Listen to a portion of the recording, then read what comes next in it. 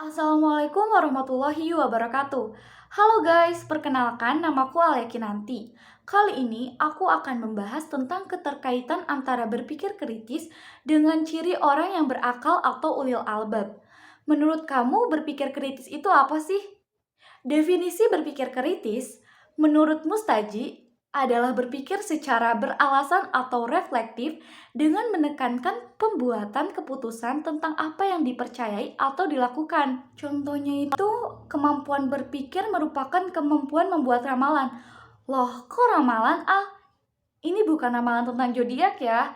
Ramalan di sini lebih menekankan tentang memprediksi tentang suatu masalah. Jadi seperti memperkirakan apa yang akan terjadi berdasarkan analisis terhadap kondisi yang ada pada hari ini. Karena dalam Islam masa depan yang dimaksud bukan sekedar masa dunia aja, tetapi lebih jauh dari itu.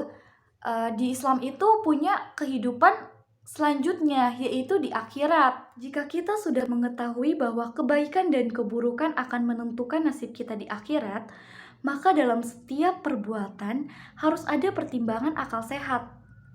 Jangan dilakukan perbuatan yang akan menempatkan kita di posisi yang rendah di akhirat. Kayak kita tuh harus memegang teguh moto berpikir sebelum bertindak. Lanjut, kita akan membahas tentang berpikir kritis dalam pandangan Rasulullah SAW dalam hadisnya. Yang pertama itu ada hadis yang menjelaskan gini.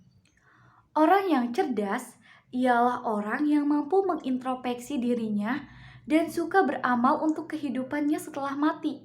Sedangkan orang yang lemah ialah orang yang selalu mengikuti hawa nafsunya dan berharap Allah Subhanahu wa Ta'ala dengan harapan yang kosong. Hadis riwayat At-Tirmizi. Dalam hadis ini, Rasulullah SAW menjelaskan bahwa orang yang benar-benar cerdas adalah orang yang pandangannya jauh ke depan, menembus dinding duniawi, yaitu hingga kehidupan abadi yang ada di balik kehidupan fana di dunia ini, tentu saja kehidupan akhirat.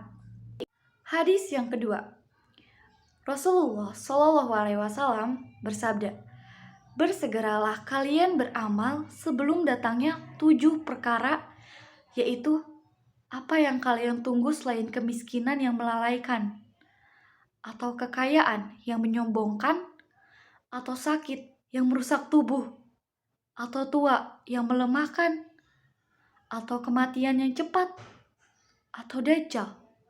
Maka ia adalah seburuk-buruknya makhluk yang dinantikan. Ataukah kiamat? Padahal hari kiamat itu adalah saat yang terbesar bencananya, serta yang terpahit dideritanya.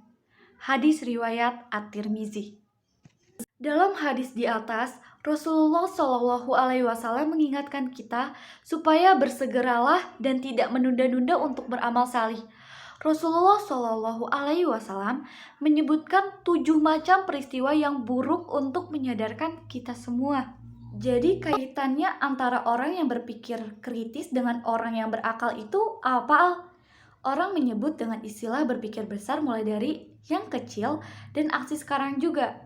Jadi itu semua hanya dimiliki oleh orang-orang yang berakal. Kaitannya berpikir kritis dengan orang-orang yang berakal itu, orang yang berpikir kritis adalah orang-orang yang berakal atau ulil albab.